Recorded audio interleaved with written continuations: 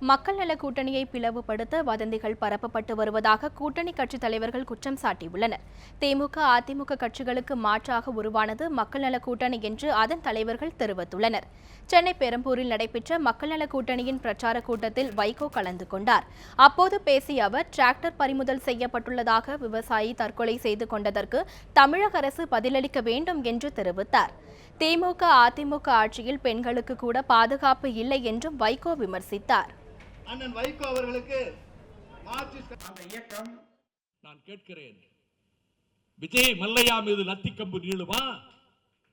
நான் நீள சொல்லவில்லை. விஜய் மல்லையா மீது போலீஸ் புறம்பு போய் பாயுமா? அப்ப உழவன், விவசாயி, தொழிலாளி என்றால் என்ன வேண்டா செய்யலாம். இப்படி ஒரு கேடுகட்ட அரசு. வீடுகளில் இருந்து கேட்கின்ற தாய்மார்களே, உங்கள் பிரச்சனைக்கு வருகிறேன்.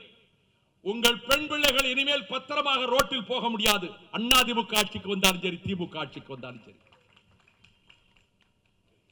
இந்த குடிகாரர்களினுடைய கோர விளையாட்டிலிருந்து தப்ப முடியாது. யாருக்கும் பாதுகாப்பில்லை. விதை நெல்லே கெட்டு போய் விட்டதே தமிழ்நாட்டில். இனி தாய்ப்பாலே நெஞ்சாகிறதா? பிள்ளைகளே குடிப்பதா? காரைக்கால் அம்மையாரும் கண்ணகியும் உலவிய பூமி என்று சொல்லப்படுகிற தமிழ்நாட்டில் பெண்கள் குடிப்பதா? இதை விட கேவலம் தமிழனுக்கு என்ன இருக்க முடியும்? முன்னதாக பேசிய மார்க்சிஸ்ட் கம்யூனிஸ்ட் கட்சியின் மாநில செயலாளர் ஜி. ராமகிருஷ்ணன், மக்கள் நல கூட்டணி கொள்கையால் உருவான கூட்டணி என்று தெரிவித்தார். திமுக, அதிமுக கட்சிகளுக்கு மாற்றாக உருவானதே மக்கள் நல கூட்டணி என்றும் அவர் கூறினார். 47 ஆண்டுகளில் மாற்றங்கள் நிகழ்ந்துள்ளதாக என்று கேள்வி எழுப்பிய அவர், தந்தை பெரியார் பெயரை உச்சரிக்க திமுக, அதிமுகவுக்கு தகுதியில்லை என்றும் விமர்சித்தார். அண்ணா திராவிட முன்னேற்ற கழகம் தோற்கடிக்கப்பட வேண்டும் என்றும், திராவிட முன்னேற்றங்கள் மீண்டும் ஆட்சிக்கு வரக்கூடாது எதற்காக சொல்லுகிறோம்? 47 ஆண்டு காலமாக இந்த இரண்டு கட்சி ஆட்சியில் எத்தனை ஊழல் முத்தரசன் விளக்கி இருக்கிறார், திருமாவளவர்கள் விளக்கி இருக்கிறார்கள். இரண்டு கட்சியினுடைய கட்சிக்கு சாதாரண உறுப்பினர்கள் அல்ல, ஒரு சாதாரண தொண்டர் அல்ல, அந்த கட்சி தலைமையே அம்மையார் ஜெயலலிதா மீது சொத்து குவிப்பு வழக்கு, திமுக கருணாநிதி குடும்பமே ஊழல் வழக்கு சந்தித்து வருகிறது. மக்கள் நல கூட்டணியை பிளவுபடுத்த வதந்திகள் பரப்பப்பட்டு வருவதாக விடுதலை சிறுத்தைகள் கட்சித் தலைவர் தொல் திருமாவளவன் குற்றம் சாட்டினார்.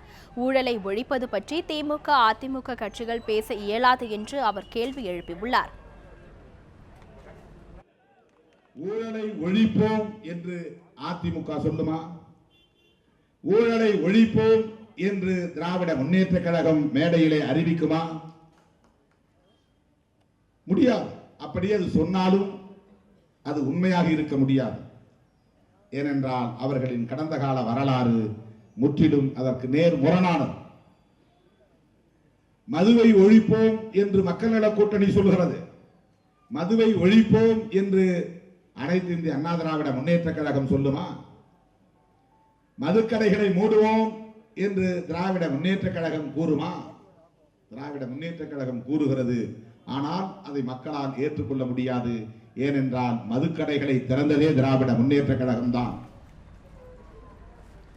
பலருடைய முதலமைச்சர் கனவுகளை தகர்த்தெறிந்தது மக்கள் நல கூட்டணி என்று இந்திய கம்யூனிஸ்ட் கட்சியின் மாநில செயலாளர் முத்தரசன் தெரிவித்துள்ளார். தமிழக மக்கள் கொள்கை அடிப்படையிலான மாற்றத்தை எதிர்பார்ப்பதாக கூறிய அவர், தேமுதிக, தமாக போன்ற கட்சிகள் அழைப்பு விடுக்கப்பட்டுள்ள நிலையில் அக்கட்சிகள் விரும்பினால் மக்கள் நல கூட்டணியில் இணையலாம் என்றும் தெரிவித்துள்ளார். மக்கள் நல கூட்டணியைச் சேர்ந்தவர்கள் 14ஆம் தேதி முதல் வேட்புமனுக்களை தாக்கல் செய்வார்கள் என்றும் அவர் குறிப்பிட்டுள்ளார்.